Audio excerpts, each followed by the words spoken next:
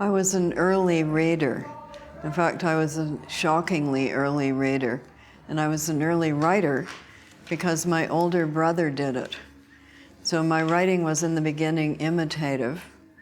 He actually has a much larger childhood oeuvre than I have, and it's much better. But he became a neuroscientist. And you can track the moment when that happened in his writing. It's when he started describing the flora and fauna of Neptune and Saturn rather than the adventures people were having on them. So he was, I would say that was when I started writing books, and I did it in the way that a lot of children did. I made the book first with the pages, sewed it up the back, and then I realized it had to have a cover, so I put a cover on.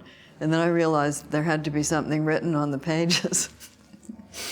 So I think a lot of kids start that way. They start imitating the book form at the same time that they are listening to and telling stories. And that happens astonishingly early in life. I think it's something that kids do naturally. Before the age of 5, they all sing, they dance, they make images, and they tell and understand stories.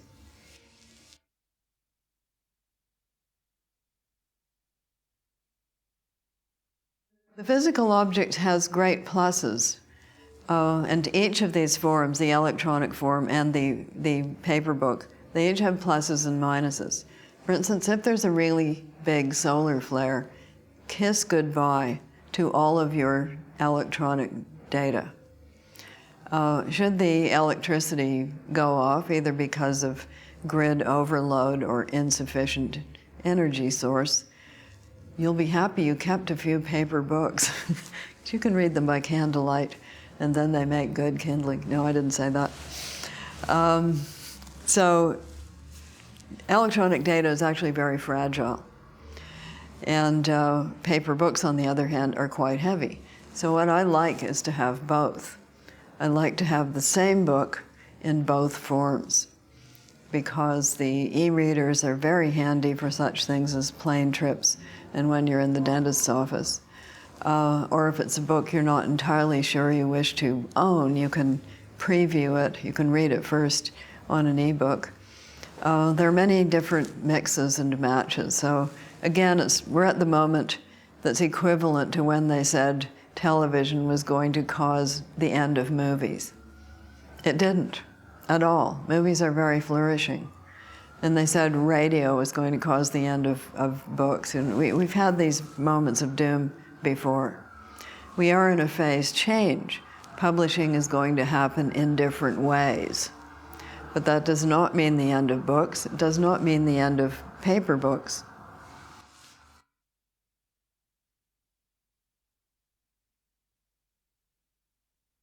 What would I have become, or what is the joke I tell when people ask me that question? The joke I tell when people ask me that question is a ballerina. But I got too dizzy during the twirls.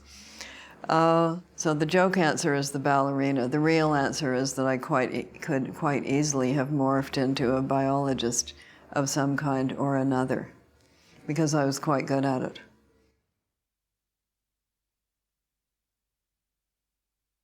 My writing routine, we assume that there is one. Yes, in an ideal world, I would have a writing routine, and it would go like this. Actually, my favorite description of a writing routine is in a Henry James novella. And in the Henry James novella, the writer, who is a man, gets up in the morning and he has a wonderful oak-lined study, and he has a breakfast which is cooked by somebody else, and they clear away. Well, he goes into his oak-lined study and does some writing. And about 11 o'clock, somebody comes in with a tea tray, and he has some tea, and then he continues writing, and then it's lunchtime, and a beautiful lunch has been prepared by somebody else, and he has some amusing guests. And then they clear all of that away, and he might have a stroll in his beautifully kept garden, which is kept by somebody else. And then he might go back and answer a few letters that have been brought into him on a tray, and it goes on like that. I don't live that way. So the answer to my writing routine is that I don't actually have a writing routine, but I do my writing in the time that I manage to capture from all of the other things that are going on around me. Sometimes I will rent a room outside my house. Sometimes I will go somewhere where there is no way that people can easily phone me. That was before there was the internet. I mean, in a dream world, we wouldn't have email. Convenient though we thought it was at the beginning, and I was very happy when I invented the fax machine. But then that went wrong because people started just sending you reams of paper covered with ads. These things all have ups and downs. There's always a good thing about a piece of technology and a bad thing about a piece of technology and a stupid thing about a piece of technology. So the upside of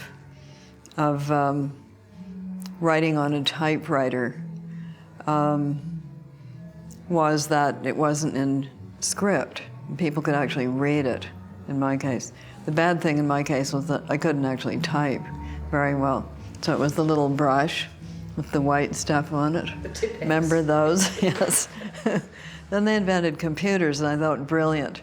But the bad thing about that is that I had to then be responsible for my own manuscripts instead of giving them to a typist, right? And then the publishers all wanted e-versions. So you essentially have to edit your manuscript before even giving it to anyone. So this is on it goes, with improvements leading to disimprovements all the time. I actually always start in longhand, and I think that's because I learned to write that way, and my hand-arm brain-eye connection, which is what you use to write, is oriented towards script. I start off that way always, and then keyboarding can take over, but I'm having to transcribe my own writing, and there are moments when, in fact, I can't read it, so I suppose I should brush up the writing a bit more.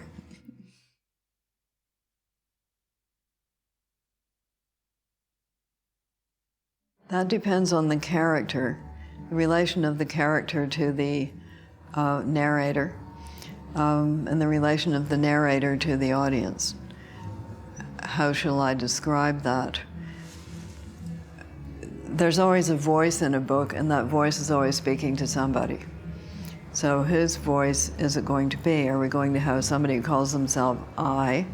And are we going to be listening to that person? Is it going to be like George Eliot addressing the reader and telling us all sorts of secret things that the characters don't know? Is it going to be a third-person I in which we know everything the character knows, but we're hearing it in the third person? Is it going to be the second person, an epistolatory form, as in the 18th century? Is it going to be a novel composed of letters? If somebody did that today, people would think it was new. But in fact, there are very few new narrative stratagems. In fact, I can't think of any myself. They've all been used by somebody at some point, sometime.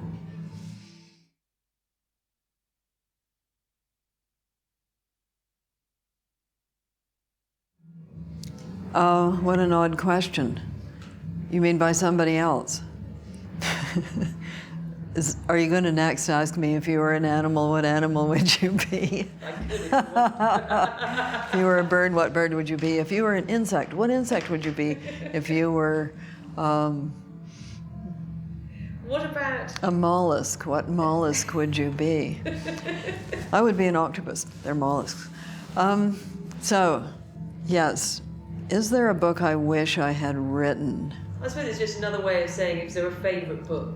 I have lots of favorite books. I hate lists because they make you put somebody first. And it's never fair, because you as a reader know that there are some books you're just in the mood for sometimes, and that's your favorite book then. But then the next week you may be in the mood for something completely different.